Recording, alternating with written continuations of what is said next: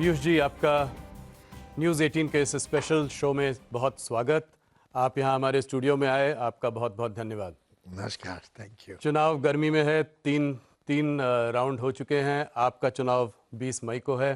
पहला सवाल, आप पहली बार चुनावी मैदान में उतरे हैं, कैसा लग रहा है आपको? बहुत आनंद आ रहा है। मैं माननीय प्रधानमंत्री नरेंद्र मोदी जी का कृतज्ञ हूँ कि अब 40 साल राजनीतिक क्षेत्र में काम करने के बाद मुझे ये मौका मिला कि मैं लोगों की अदालत में जा सकूं, जनता के बीच जाके उनके दुख सुख को महसूस कर सकूं ऑन द ग्राउंड।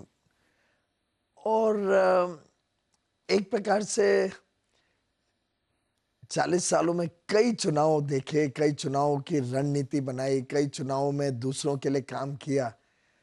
यहाँ तक कि मैंने माननीय लाल कृष्ण आडवाणी जी का पहला चुनाव जी 1989 में वो पहली बार लोकसभा का चुनाव लड़े और उसके पहले कभी कोई चुनाव नहीं लड़े थे। जी और लगभग हमारी उम्र भी सेम है, उस मस्ट हैव बीन 62 साल के थे तब। जी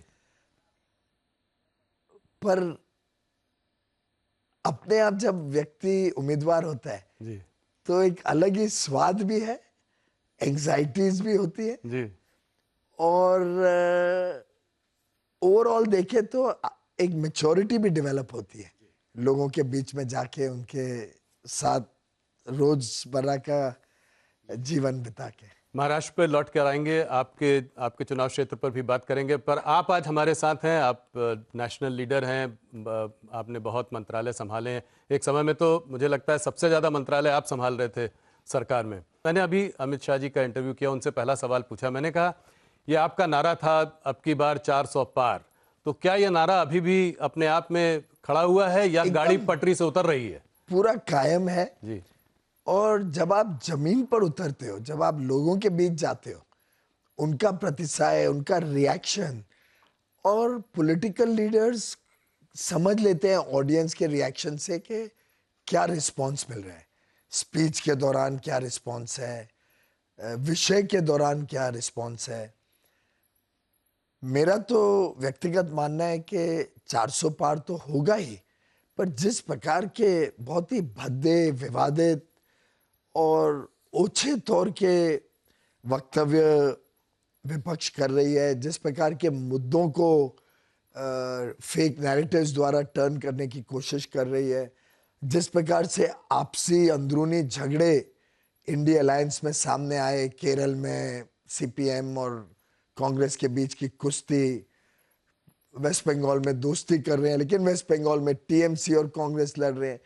तो ये जो पूरा विपक्ष ने अपने आप को एक्सपोज कर दिया है एक बड़े कमजोर विपक्ष के रूप में, ना उनके पास कोई नेता है, ना कोई नेतृत्व है, ना कोई नीति है, ना कोई नियत है देश के प्रति कैसे वो सद्भावना से और संवेदनशीलता से काम करेंगे।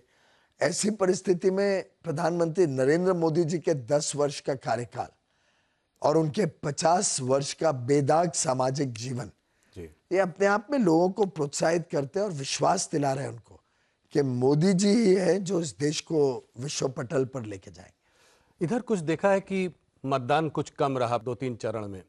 ये भी देखा गया थोड़ा, अभी अगर आप देखें तो पिछले कुछ दिनों से स्टॉक मार्केट में भी थोड़ा उतार है, एफआईआई सेलिंग आ रही है, कुछ ऐसी खुसफुसाहट चल रही है कि शायद जो नंबर आप लोग सोच रहे थे उस नंबर के आसपास आप लोग ना पहुंच पाए। आपने मुझे 4 महीने पहले 330 का नंबर भारतीय जनता पार्टी के लिए दिया था। तो क्या आंकड़ा देख रहे हैं आप? क्या इसमें कुछ भी सत्य है कि मतदान कम होने की वजह से ओवर कॉन्फिडेंस बीजेपी में आ गया है, घर से जो है वर्कर और कार्यकर्ता आपके बाहर नहीं आ रहे हैं? इस नैरेटिव को आप कैसे देख रहे हैं? सबसे पहले तो मैं स्पष्ट कर दूं कि 330 का जो मैंने आंकड़ा आपको दिया था वो था बिफोर जी, बहुत आवर पहले। अलायंसेस विद जेडीयू, जी जी before our alliance with Chandrababu Naidu's TDP and before any alliance in Tamil Nadu. जी तो ये है मेरे ख्याल से अक्टूबर, सितंबर अक्टूबर की बात होगी जी जी पिछले बहुत साल। 4-5 महीने पुरानी बात उसके बाद ये सब डेवलपमेंट्स के बाद ये आंकड़ा बढ़ते ही गया है। है। जी इससे भाजपा का भी आंकड़ा बढ़ा और हमारी एक ओवरऑल एनडीए अलायंस का भी आंकड़ा बढ़ा। इसके साथ साथ परिस्थितियों में भी फर्क पड़ा। उदाहरण के लिए पश्चिम बंगाल और उड़ीसा और तेलंगाना, ये 3 ऐसे स्टेट्स हैं जहां बड़े स्पष्ट रूप से भाजपा की जो परफॉर्मेंस हम पहले आकलन लेते थे उससे कई अधिक लोगों में प्रतिसाय और प्यार और आशीर्वाद मिल रहे हैं। केरल, तमिलनाडु, आंध्रा हम लगभग समझते थे कि बीजेपी का नंबर कुछ नहीं आएगा वहां पे। अब ये तीनों स्टेट्स भी बड़े प्रॉमिसिंग लगने लगे। केरल और तमिलनाडु में अकाउंट खुलेगा इस बार? हाँ, इस बार अवश्य खुलेगा, वो तो लगभग सभी लोग मानते हैं। केरल में अकाउंट भी खुलेगा और शायद वो अकाउंट ऐसा खुलेगा कि चौंकाने वाला होगा, both in terms of seats and in vote share. Vote share में तो सब इस बात को मानते हैं, सीट कन्वर्जन होगा। सीट्स में भी 2 या 3 सीट्स ऐसी हैं जिसमें हम बहुत स्ट्रांगली रेस में हैं, एक तो पक्का जीतेंगे। तो मुझे लगता है कि तमिलनाडु नहीं, केरल की बात करें। तमिलनाडु भी लगभग ऐसी स्थिति है, 2 तो जीतेंगे और 4-5 में हम अच्छी रेस। और अगर पूरा साउथ देखें जहां पे करीब मान लीजिए लगभग 130 सीटें हैं, तो उसमें पूरा साउथ देखिए तो एक जमाने में हम 3-4 स्टेट्स में लगभग ना के बराबर थे जी। और आज हम अकेली पार्टी है जो हर स्टेट में प्रेजेंट है जी। जैसे ही हम केरल, तमिलनाडु में अकाउंट खोल लेते हैं, आंध्रा में तो अच्छा रिजल्ट आएगा इस बार, लगभग स्पष्ट है। कल आपने विजयवाड़ा का रिस्पांस अवश्य देखा होगा, अद्भुत था। फिर तेलंगाना में जो स्थिति बनते जा रही है उसमें हमारी we are far ahead of the opposition और even of the ruling party there now. फिर कर्नाटक में लगभग we been able to maintain our position. Karnataka में आप लोगों की बहुत भारी जीत थी पिछली बार, मेंटेन कर पाएंगे उसको? कह रहे हैं लोग कि वहां पे थोड़ा माहौल दबा हुआ है। 1-2 सीटों में कभी माहौल आगे पीछे हो सकता है, पर मुझे नहीं लगता कि इस बार और पिछली बार में बहुत लंबा चौड़ा फर्क होगा, क्योंकि ये राष्ट्र का चुनाव है, देश का चुनाव। लोगों को ध्यान में है कि इससे देश का नेता चुना जा रहा है, देश की सरकार। और इतना तो सब मानते हैं कि वो जो पुराने काली घटा वाले दिन थे, यूपीए के भ्रष्टाचार से लेप्त प्रधानमंत्री जो करते हैं उसको एक युवराज उठा के प्रेस कॉन्फ्रेंस में ध्वस्त कर देते हैं। रोज हर हफ्ते महीने एक नया भ्रष्टाचार का कांड बाहर खुलता है। प्रधानमंत्री इतने निहत्थे के बोलते हैं मैं क्या करूं भाई, these are compulsions of coalition politics. इस प्रकार की सरकार आज देश में कोई हिस्से में लोग नहीं चाहते।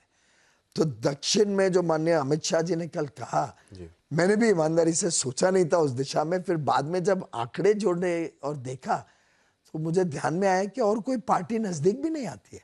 जितनी सीटें हम सभी स्टेट्स मिला के, कर्नाटक, तेलंगाना, आंध्रा और केरल, तमिलनाडु, तो सभी मिला के। तो आंकड़ा क्या है 130 में आपको क्या लगभग दिखता है? मैंने एग्जैक्ट आंकड़ा नहीं किया, but we will be the single largest amongst all the parties contesting in South India.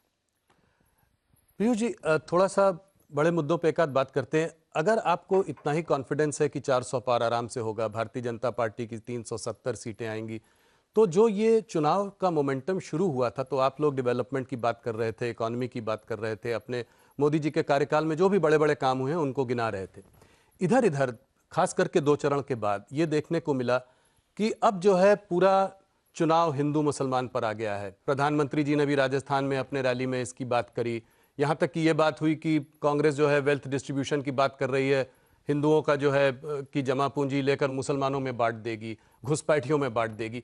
इसको आप कैसे देखते हैं? इसकी क्या जरूरत है इस समय इस बात को उठाने? हमारी तरफ से तो ये निकला ही नहीं। आप आज भी मोदी की गारंटी खोल के देख लीजिए, बहुत ही पॉजिटिव नैरेटिव है जी। हमने हर विषय को बड़ी गंभीरता से और गहराई से देश के समक्ष रखा है। एक विजन रखी है कि कैसे अमृतकाल में हम विकसित भारत बनेंगे और उस दिशा में क्या क्या कदम उठाए जाएंगे हमारी तीसरी टर्म में।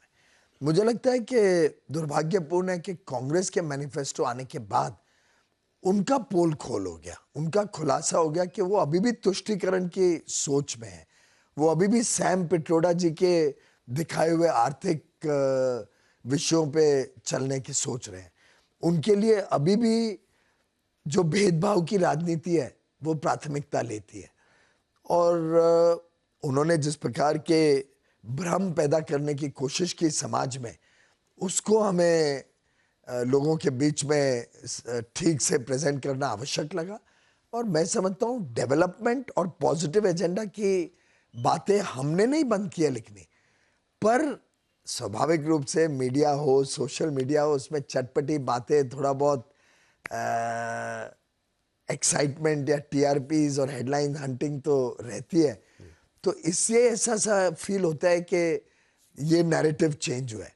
पर आप कोई भी हम में से किसी का भी, माननीय प्रधानमंत्री जी का, अमित भाई का, माननीय जेपी नड्डा जी का या राजनाथ जी का भाषण देखें, या हम जो कैंडिडेट्स हैं हमारे लेवल के भी भाषण देखें, तो बड़ी सकारात्मक सोच के साथ हम जनता के बीच जा रहे हैं, पॉजिटिव नैरेटिव को प्रमोट कर रहे हैं। कैसे ये चुनाव देश का भाग्य विधाता वाला चुनाव है, देश का भाग्य बदलने वाला चुनाव है, उस चीज पे हमारा फोकस ज्यादा रहता है। ये चुनाव तय करेगा कि मोदी जी प्रधानमंत्री बने बनाम, आई थिंक प्रश्न चिन्ह है, क्योंकि चाहे वो लोग ने कह दिया है कि हम 5 साल में 5 प्रधानमंत्री बनाएंगे, लेकिन ये नहीं तय कर पा रहे हैं कि वो 5 भी कौन होंगे, ये नहीं तय कर पा रहे हैं कि पहला प्रधानमंत्री कौन होगा। उनका कहना यह है कि उन्होंने ये सब नहीं कहा है, ना उन्होंने इस बारे में ये बात की है, या ना उन्होंने मैनिफेस्टो में किसी मुसलमान शब्द का प्रयोग किया है। उनका कहना है कि आप लोगों ने इस बात को आगे रखा है। तो ये निष्कर्ष आपने कैसे निकाला? राहुल जी, आप देखिए कि सैम पिट्रोडा जी उनके सबसे नजदीकी सलाहकार हैं जी। और वर्षों से, आज की बात नहीं। जी जी और वो तो टॉम टॉम करते थे उस बात जी को। जी दुनिया भर में सैम पिट्रोडा जी इनको लेके जाते थे ओवरसीज कांग्रेस के नाम से, और वहां पे भी वो देश के बारे में बड़ा बुरा भला कहते थे। अब ऐसा व्यक्ति जब 55% इनहेरिटेंस टैक्स की बात उसी समय करे, और मेरा मानना है कि जरूर मैनिफेस्टो में भी उनका हाथ रहा होगा। अब एक तरफ मैनिफेस्टो आए, वो कहे कि सबकी जमा पूंजी की हम ब्यौरा लेंगे, सबको जांच करेंगे, आपने जो सेविंग्स किए हम निकालेंगे, और रीडिस्ट्रीब्यूशन ऑफ वेल्थ की बात करें। तो भाई जमा पूंजी रीडिस्ट्रीब्यूट करने के लिए पहले आपसे तो खींच लेनी पड़ेगी ना, जी। चोरी कर लेनी पड़ेगी। तो स्वाभाविक रूप से वो यही कह रहे। और फिर आप देखिए 3 चीजें जो हुई एक साथ। एक, मैनिफेस्टो कहता है आपकी संपत्ति का हम पूरा जांच करेंगे, हर एक मिडिल क्लास आदमी की, देश के हर व्यक्ति की। तो साधारणता तो देश में जैसे 25 करोड़ लोग गरीबी रेखा से बाहर निकले, तो साधारणता तो अधिक मिडिल क्लास ही है, तो उनकी सबकी संपत्ति का ब्यौरा लिया जाएगा। दूसरा नैरेटिव कहा जाता है जनसंख्या के आधार पर हम रीडिस्ट्रीब्यूशन ऑफ वेल्थ करेंगे। तीसरा एक नैरेटिव क्रिएट होता है कि जो माइनॉरिटीज हैं उनके साथ, जबकि एकदम झूठ है, मोदी जी ने अन्याय किया है तो उनका पहला अधिकार है देश के रिसोर्सेज पे, ये उनके प्रधानमंत्री जी का भी, पूर्व प्रधानमंत्री का बयान है। और चौथा, उसी समय सैम पिट्रोडा जी इनहेरिटेंस टैक्स की बात करते हैं कि अमेरिका की तरह 55%, छोटा मोटा भी नहीं जी। हमारे यहाँ भी इनहेरिटेंस टैक्स था पहले, जी। पर छोटा सा था। 55% टैक्स की बात करना कि भारत के लिए अच्छा होगा। अब ये चारों को जब आप कड़ियों को जोड़े, तभी तो समझ में आता है कि कांग्रेस की सोच क्या है और राहुल गांधी और उनके मित्र पक्ष किस दिशा में देश को लेकर जाना चाहते हैं। प्रधानमंत्री ने कहा है कि इस मैनिफेस्टो में मुस्लिम लीग की छाप है, ये कैसे आता है? देखिए, कांग्रेस के सभी इतिहास में आप काम देखें तो उन्होंने भाषा के आधार पर, प्रदेश के आधार पर, धर्म के आधार पर, और अब तो आपकी और मेरी स्किन के कलर के आधार पर, चमड़ी के रंग के आधार पर भी उन्होंने भेदभाव किया है। अब मुझे मालूम नहीं आपका क्या है, पर मैं तो महाराष्ट्र हूं, तो मैं किस कैटेगरी में आता हूं वो आपके व्यूअर्स को बता देना। पर कितना दुर्भाग्य है कि इन्होंने जीवन भर इस प्रकार से लोगों को बांटने की कोशिश की है। इनकी हर योजना में भी लोगों को बांटा जाता था। आखिर सच्चर कमेटी क्या थी? लोगों को एक एक स्टेट में पूछताछ करने निकाला था कि आपने मुसलमानों के लिए क्या स्पेसिफिक पॉलिसी या स्कीम निकाली है। और कितना, मैं समझता हूँ, दुर्भाग्यपूर्ण था कि अगर हम इंफ्रास्ट्रक्चर, रोड का प्रोजेक्ट बनाएं तो क्या, या रेलवे को एक्सपैंड करें, तो क्या उसमें यह तय किया जाएगा कि इसमें कितने % मुसलमानों को आरक्षण दिया जाएगा उस रोड को इस्तेमाल करने के लिए। ऐसे ही अगर आप देखें तो कर्नाटक में या उनके राज्यों में उन्होंने बात की है कि मुसलमानों के लिए आरक्षण देना चाहिए। अब ये सब बातें तो मुस्लिम लीग किया करती थी। आप तो लोगों ने कहा इनके करनी में और इनके कहनी में जो मैनिफेस्टो था और इनके काम जो है, इनके राज्य सरकार जो थोड़ी बहुत रह गई है, उसके काम को देखते हुए और जिस प्रकार से लगातार प्रभु श्री राम का अपमान करना, राम मंदिर के प्राण प्रतिष्ठा कार्यक्रम का बहिष्कार करना, राम के अस्तित्व को ही प्रश्न चिन्ह लगाना, कोई कांग्रेस के नेता कहे कि हमें राम मंदिर का शुद्धिकरण करना पड़ेगा, इस प्रकार के जब बयान सब आते हैं और उसको इस कॉन्टेक्स्ट में देखा जाता है कि ये लोग बात कर रहे हैं कि देश के रिसोर्सेज का पहला हक एक धर्म का, एक समुदाय का होना चाहिए, तो इससे ध्यान में आता है कि ये मुस्लिम लीग की तरह बात कर रहे हैं। ये ओबीसी का रिजर्वेशन लेकर मुसलमानों को दे देंगे, इसको आप कैसे देखते हैं? ये कहां से, ये तो किस सुप्रीम, ये हम तो रूल ऑफ द लॉ में विश्वास करते हैं। सुप्रीम कोर्ट ने एक तय कर रखी है सीलिंग, उस सीलिंग में आज OBC, schedule caste, schedule tribes के लिए रिजर्वेशन बांटी हुई है। और मंडल कमीशन रिपोर्ट तो कब से आई थी, पर कांग्रेस ने कभी लागू नहीं की थी। एक गैर कांग्रेसी सरकार आनी पड़ी जिसने मंडल कमीशन से ओबीसी को आरक्षण दिया। अगर आप देखें तो हमने जब आरक्षण इकोनॉमिकली बैकवर्ड कास्ट को दिया तो वो भी हमने outside the OBC SC ST quota दिया, जिससे उसको टच नहीं किया। लेकिन सुप्रीम कोर्ट की क्लियर गाइडलाइंस है कि सोशल और इकोनॉमिक कारणों से जो रिजर्वेशन है वो एक सीमा तक हो सकती है, और उसमें अगर ये मुसलमानों को जोड़ते हैं तो मुस्लिम धर्म में तो सोशल बैकवर्डनेस का सवाल उठता ही नहीं है कि उसमें तो कास्ट सिस्टम है ही नहीं। तो स्वाभाविक रूप से एक तो ये नॉन कॉन्स्टिट्यूशनल है, अनकॉन्स्टिट्यूशनल है, पहली बात ये देना ही अनकॉन्स्टिट्यूशनल है, और अगर उसको देने की कोशिश करते हैं तो स्वाभाविक रूप से ओबीसी या एससी एसटी की रिजर्वेशन छीन के ये रिजर्वेशन देनी पड़ेगी। तो अगर एक धर्म के आधार पे रिजर्वेशन ये देना चाहे किसी को भी, और उसके लिए ओबीसी एससी एसटी की रिजर्वेशन को छीन ले, ये कदापि ये देश स्वीकार नहीं करेगा। राहुल गांधी कहते हैं कि आप लोग जो है, नरेंद्र मोदी चुनाव नहीं जीत सकते अगर उनके साथ ईडी, सीबीआई और ईवीएम ना हो। इसका साथ लेकर ही वो मैच फिक्सिंग करते हैं और चुनाव जीतते हैं। इसको आप कैसे देखते हैं? ईवीएम में कर्नाटक में वो चुनाव जीते या तेलंगाना में जीते तो उन्हें तुरंत रिजाइन कर देना चाहिए कि ईवीएम के चुनाव रिजल्ट्स गलत है, तो उन्होंने रिजाइन करके डिमांड करना चाहिए कि हम सरकार बनाने का बहिष्कार करते हैं, हम तो बैलेट बॉक्स वापस चाहते हैं और उसके बाद ही चुनाव में आएंगे। बार बार तो तय कर लें भाई क्या उनके मन में कल्पना है। सुप्रीम कोर्ट को भी ये जो इमोशनल और ब्लैकमेल करते रहते हैं कि अगर कोई सुप्रीम कोर्ट का फैसला उनके पक्ष में गया तो बड़ी डेमोक्रेसी से सत्यमेव जयते, सुप्रीम कोर्ट की तारीफ, और कभी रामलला का मंदिर के हक में गया कि रामलला का मंदिर बनना चाहिए तो तब ये सुप्रीम कोर्ट को क्रिटिसाइज करते हैं। ईवीएम का भी फेवर में आया, ईवीएम का भी फेवर में आया, एक सुप्रीम कोर्ट द्वारा तय हुए। और कितनी सिली बात है कि आज जो लाखों ईवीएम्स देश भर में इस्तेमाल होती है, they are not even interconnected on the net.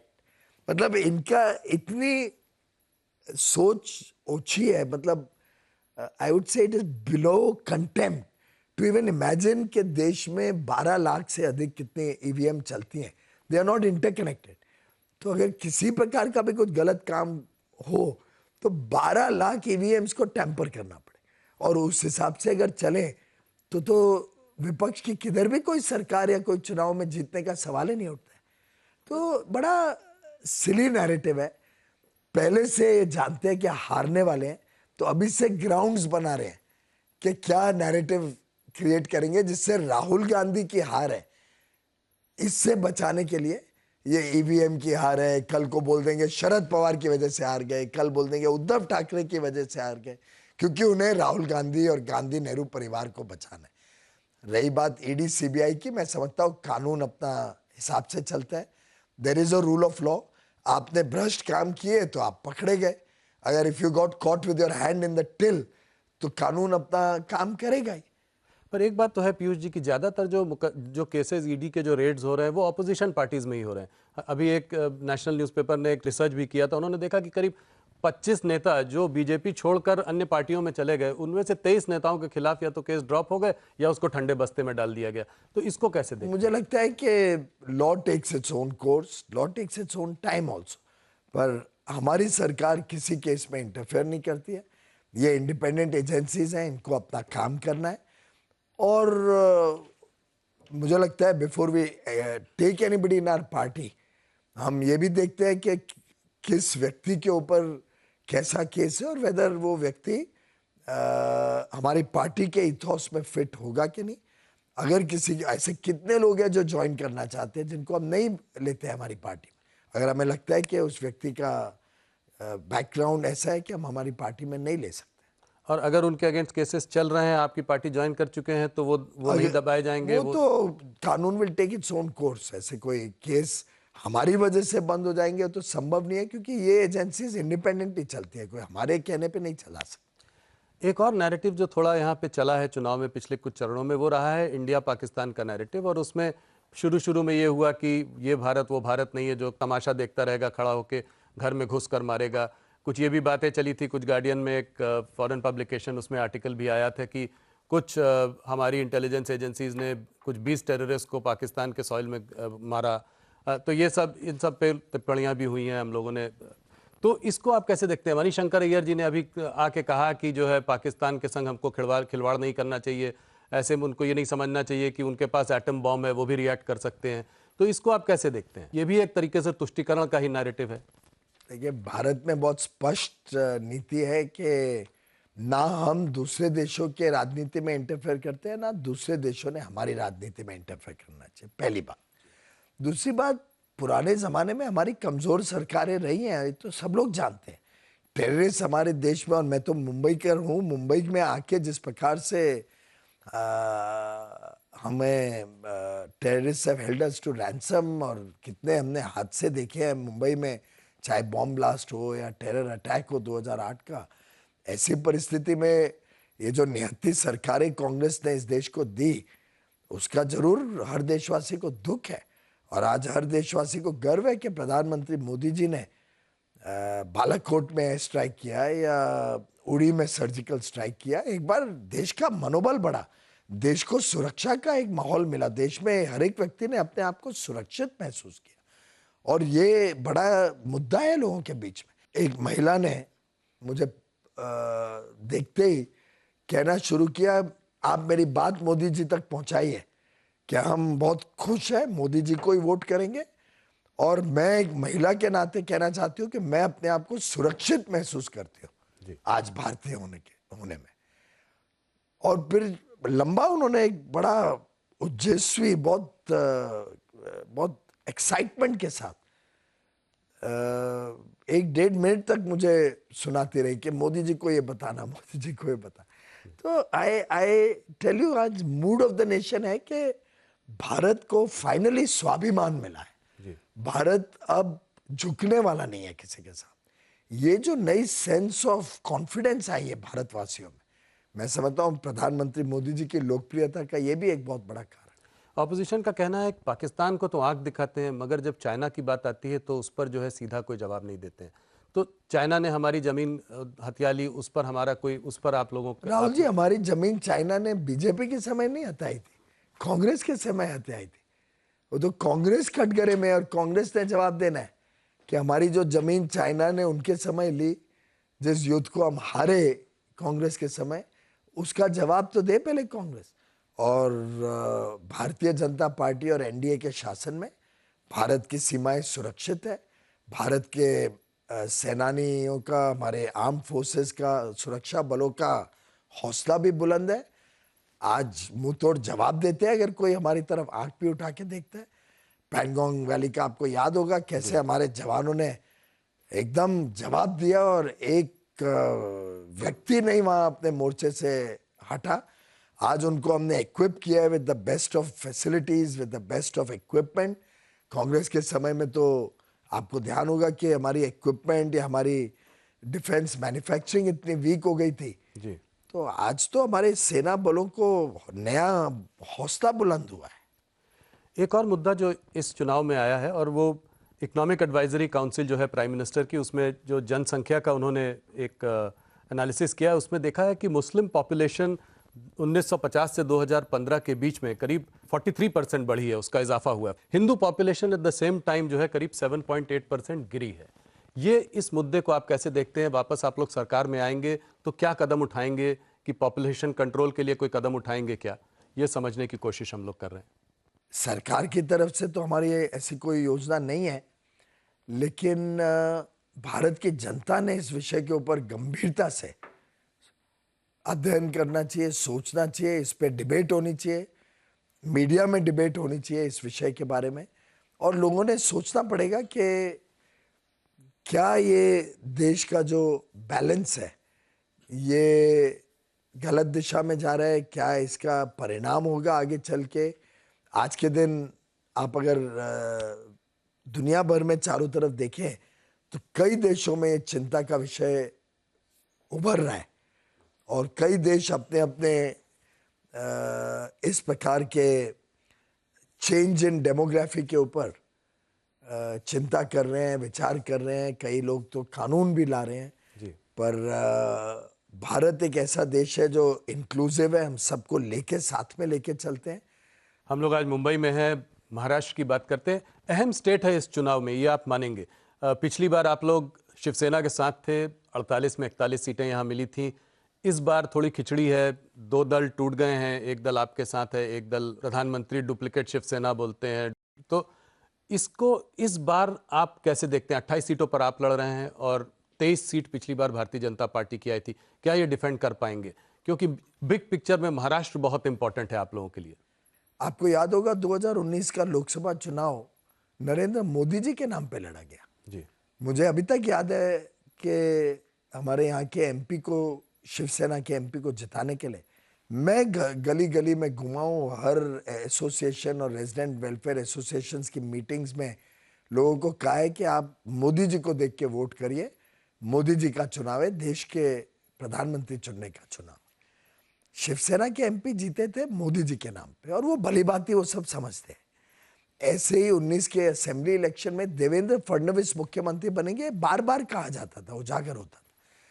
कई ऐसे स्टेजेस पे पब्लिक मीटिंग्स में जहां उद्धव ठाकरे जी भी बैठे रहते थे तो ये कहा जाता था कि देवेंद्र फडणवीस को मुख्यमंत्री बनाना है इस चुनाव। उसके बाद विश्वासघात उद्धव ठाकरे जी ने किया, मोदी जी के साथ, देवेंद्र फडणवीस के साथ। आखिर हमारा गठबंधन था, गठबंधन ने वोट लिए थे, मेजॉरिटी ली थी, लेकिन उनकी जो महत्वाकांक्षा थी किसी ना किसी तरीके से मुझे मुख्यमंत्री बनना है और शायद अपने लड़के को स्थापित करने की जो चाहत थी, उस लालच में उन्होंने त्याग दिया बाला साहेब ठाकरे का हर एक वो असूल जिसके लिए शिवसेना खड़ी हुई थी। हिंदुत्व को त्याग दिया उन्होंने। बाला साहेब ने जो बड़ा फेमस उनका वाक्य है कि मैं अपनी पार्टी बंद कर दूंगा लेकिन कांग्रेस से कभी गठबंधन नहीं करूंगा, उसको त्याग दिया। और तुष्टीकरण की राजनीति के साथ उद्धव ठाकरे जी जाके राहुल गांधी की गोद में बैठ गए। मैं समझता हूं कि शिवसेना के अंदरूनी इसका काफी गुस्सा था। एमपी एमएलए भी देख रहे थे कि उनका अगली बार कोई अस्तित्व नहीं रहेगा इस प्रकार से, और इस परिस्थिति में लगभग पूरी शिवसेना ने तय किया कि हमें नेता बदलना पड़ेगा। और जब नेता बदला, उन्होंने एकनाथ शिंदे जी को नेता बनाया, तो कुछ लोगों ने तय किया कि वो पार्टी के बाहर रहेंगे। उद्धव ठाकरे जी एक स्प्लिंटर ग्रुप बन के रह गए, कुछ 2-4 सीनियर लीडर्स ही हैं उनके पास, बाकी पूरे एमपीज एमएलएज अधिकांश तो ओरिजिनल शिवसेना के साथ ही। तो ये कोई स्प्लिट नहीं है, शिवसेना इज इंटैक्ट, छोटा स्प्लिंटर ग्रुप बाहर है। वैसे ही Rashtrawadi Congress, Ajit Pawar is the natural leader. Sharad Pawar अपनी लड़की को बचाने के लिए उन्होंने अपनी पार्टी को त्याग दिया, नहीं तो 14 में भी बीजेपी के साथ गए, 17 में जाना चाह रहे थे, 19 में गए और फिर बैक ट्रैक किया। ऐसा नहीं लगता कि कुछ सिंपैथी हो सकती है उद्धव ठाकरे और शरद पवार की? सिंपैथी तो मोदी जी और फडणवीस के लिए होगी, क्योंकि आफ्टर ऑल धोखा तो इनको दिया गया, बैक स्टैप तो इनको किया गया, विश्वासघात तो मोदी जी और फडणवीस जी के साथ हुआ। तो इफ एट ऑल सिंपैथी होगी तो अधिकांश लोगों में इनके लिए सिंपैथी होगी, कुछ मात्रा में अजीत पवार के लिए सिंपैथी होगी जिसको पॉन बनाया गया। अपोजिशन का कहना है कि आप लोग इतने कॉन्फिडेंट हैं महाराष्ट्र में एक तरफ, और दूसरी तरफ प्रधानमंत्री कह रहे हैं कि शरद पवार और उद्धव ठाकरे, शरद पवार जो है अजीत पवार को ज्वाइन कर सकते हैं। तो ये कोई मैसेजिंग है, इसको कैसे पढ़ा जाए, इसको कैसे देखा जाए?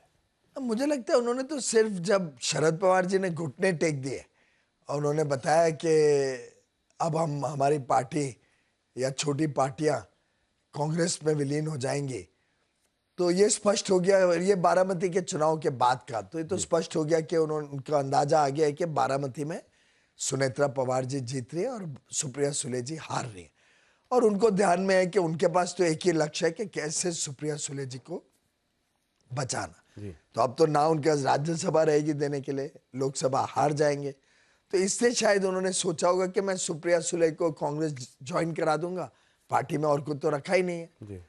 तो सुप्रिया सुले जी कांग्रेस ज्वाइन कर देंगी तो वैसे ही उनका जो स्प्लिंटर ग्रुप है उसमें भी कुछ ज्यादा रहेगा नहीं। वैसे ही उद्धव ठाकरे जी तो कांग्रेस की बी टीम बन गए, उनके ही कहने पे, उनके ही सलाह मशूरे पे चल रहे हैं।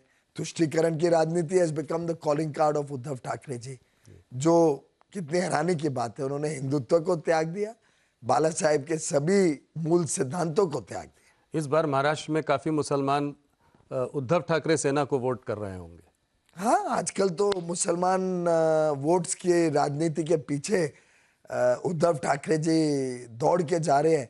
इसलिए मैंने कहा कि बाला साहेब को तो कितनी तकलीफ हो रही होगी आज के उनके लड़के के व्यवहार को देख के, पर उनको ये भी संतुष्टि होगी कि एकनाथ शिंदे जी ने उनके मूल सिद्धांतों को अभी भी संभाल के रखा है और शिवसेना उनकी इंटैक्ट है।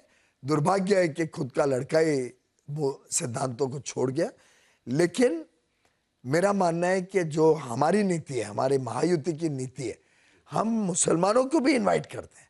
और मैं तो अपने क्षेत्र में देख रहा हूँ भारी मात्रा में हमारे मुस्लिम भाई बहन हमारे को समर्थन दे रहे हैं, हमारे साथ हैं।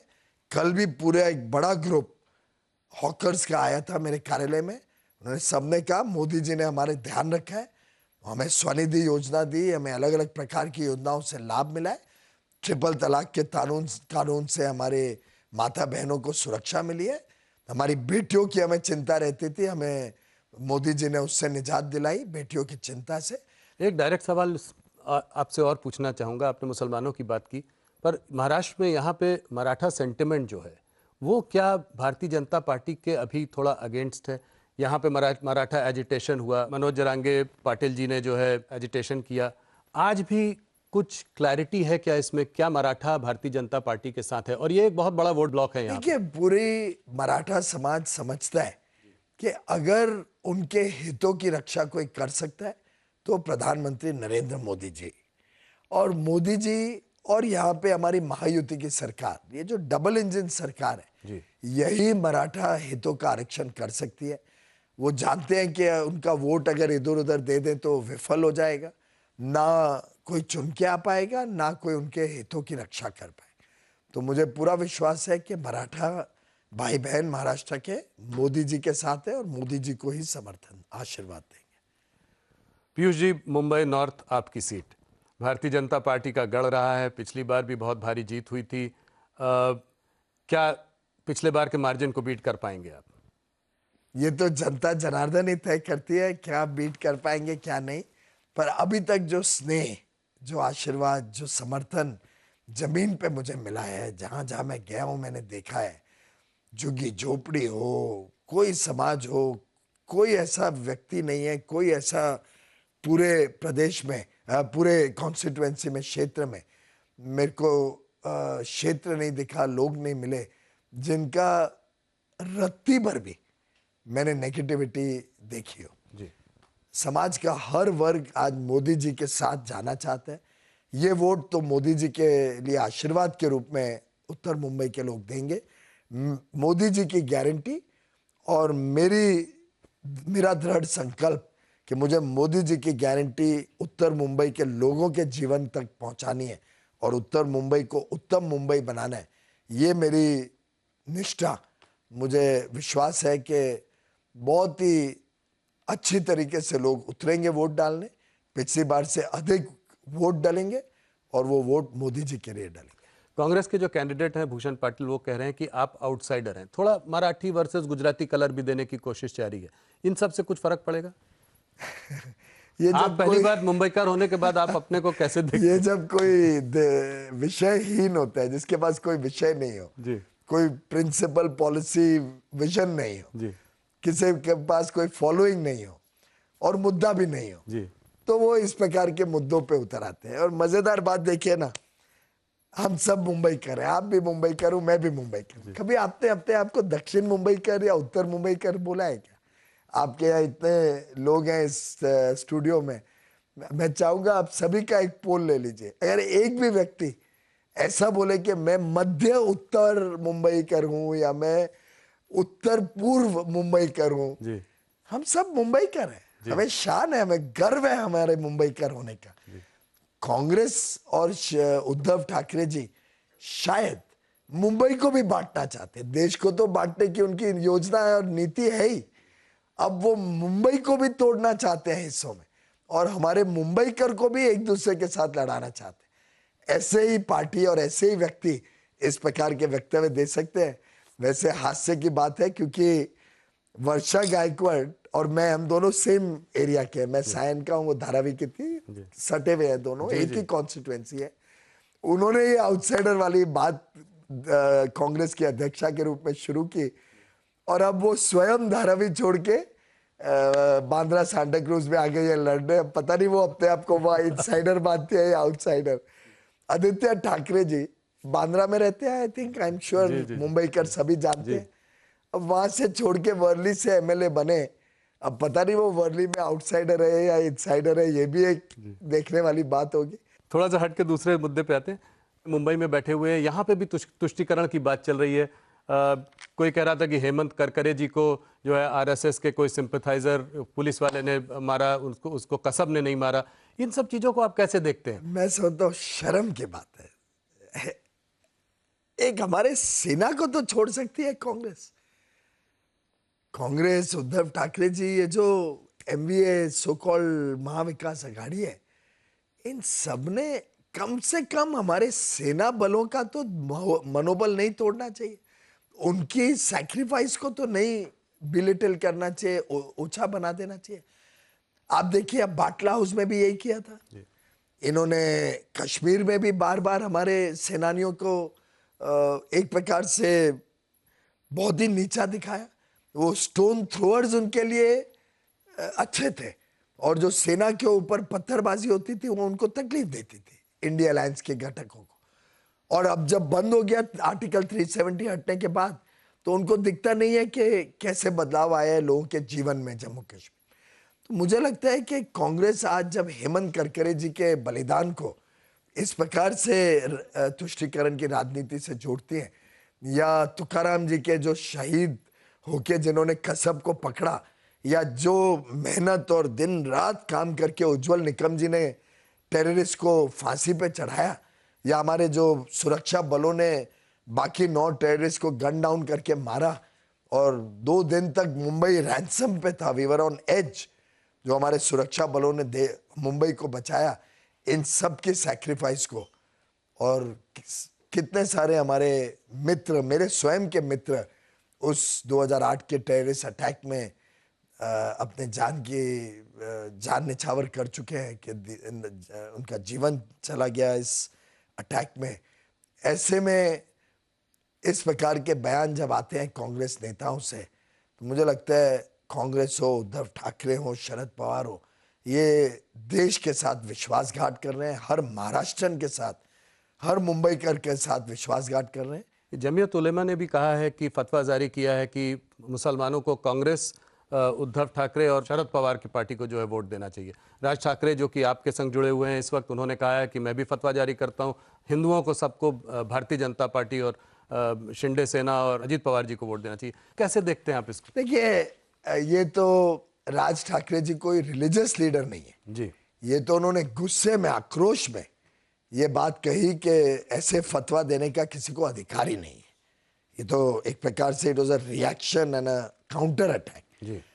जो फतवा रिलीजियस ग्राउंड पे, धर्म के आधार पे, धर्म के गुरु देते हैं, उस फतवे का हम घोर निंदा करते हैं।